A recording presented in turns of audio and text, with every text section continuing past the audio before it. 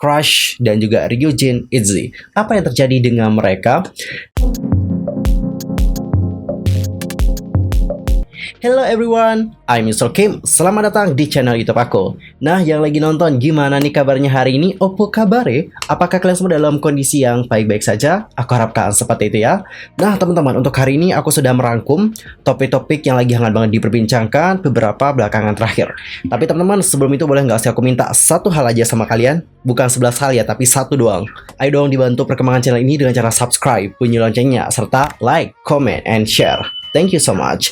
Dan langsung saja kita mulai dari topik yang pertama, yaitu tentang netizen Korea yang dianggap tidak respect dengan budaya di Arab Saudi.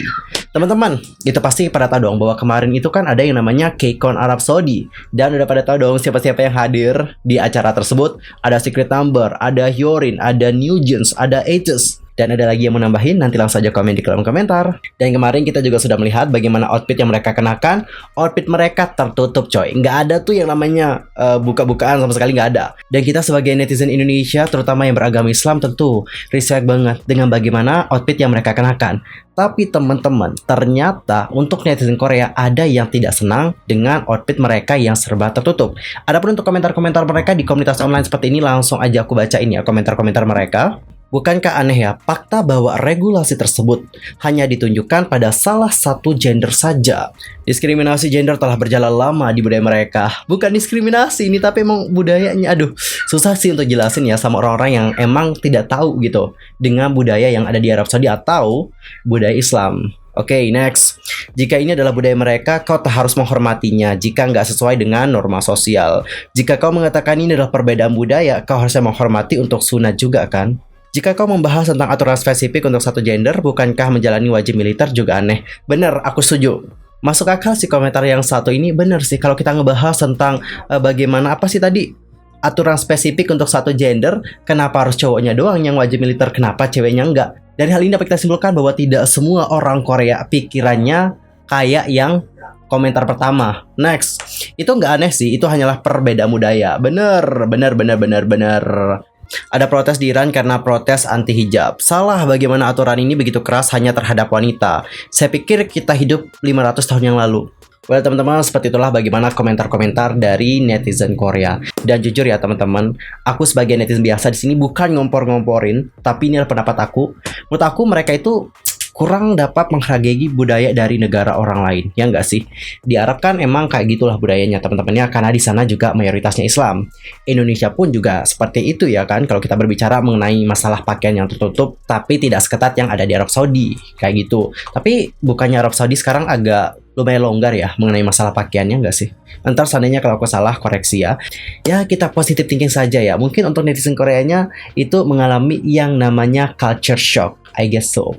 And guys, how about your opinion for this one? Nanti langsung aja komen di kolom komentar. Next, kita akan masuk ke topik yang kedua. Kita itu akan ngebahas tentang kontroversi yang lagi panas banget, yaitu tentang Crush dan juga Ryujin Itzy. Apa yang terjadi dengan mereka? Jadi teman-teman, ceritanya kayak gini. Ryujin sama Yeji itu kan lagi melakukan yang namanya V-Live. Dan mereka juga pas nge-live kan itu sambil baca ya komentar-komentar dari para penggemar.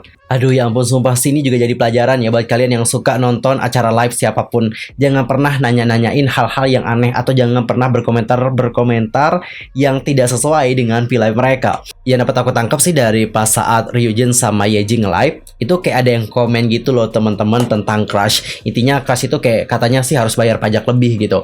Habis itu kan Yeji nanya nih, Crush harus bayar pajak lebih, kenapa gitu? Weo gitu.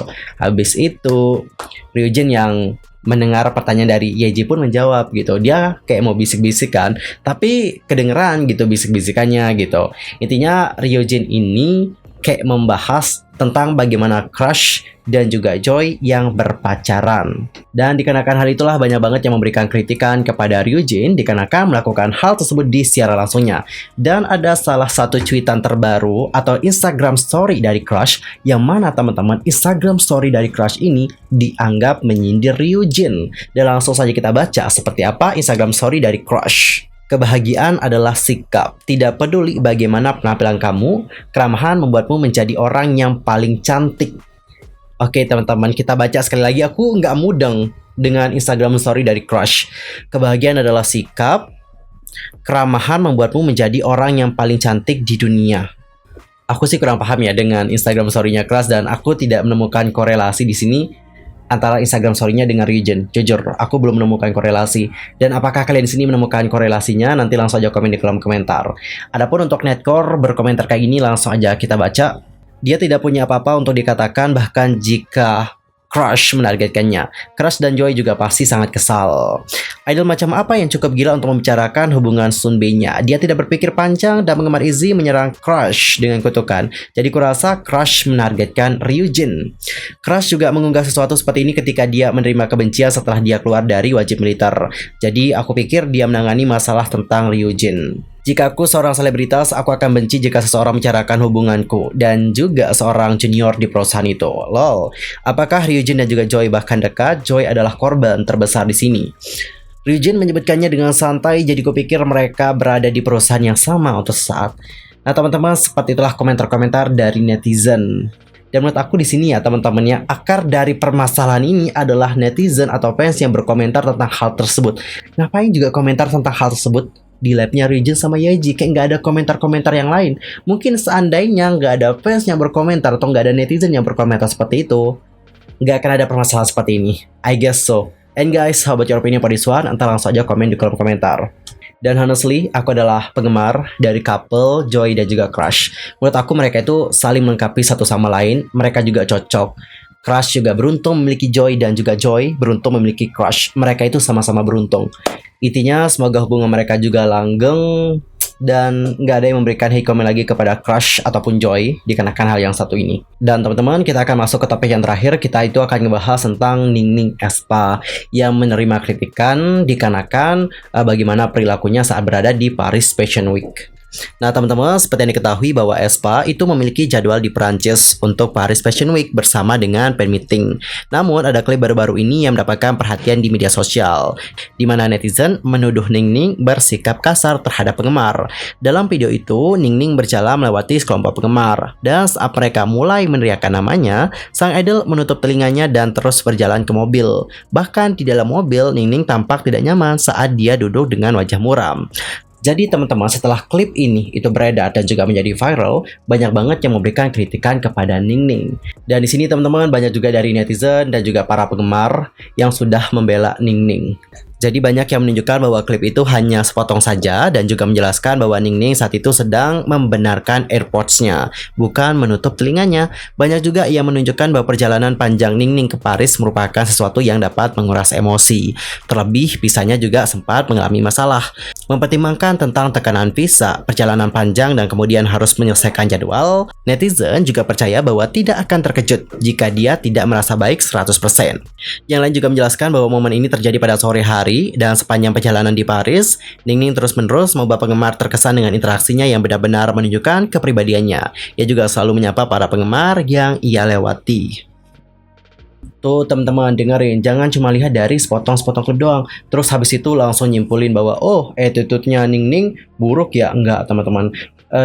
Balik lagi ya, meskipun Ningning kan idol gitu ya kan, dan tentu jadi idol juga ya sama seperti kita human seperti biasa gitu. Ada saat mereka juga merasa tertekan, capek, lelah gitu ya kan. Apalagi Ningning kan agak terlambat gitu ya berangkat ke Parisnya dikarenakan masalah visanya. Jadi dikarenakan perjalanan yang super panjang, istirahat juga sedikit, habis itu ada juga tekanan visanya. Ya kita sih dapat memahami ya tentang bagaimana kondisi dari Ningning pada saat itu. And guys, how about your opinion for this one? Nanti langsung aja komen di kolom komentar. Nah teman-teman, sekian aja untuk hari ini. I'm Sokim pamit, dan aku juga mohon maaf yang sebesar-besarnya jika aku ada salah baik dalam ucapan, sikap, tindakan, dan sebagainya. I'm so sorry banget. Dan mungkin ada kesalahan informasi, jangan sungkan-sungkan untuk koreksi aku dengan cara komen di bawah. See you next time. Goodbye.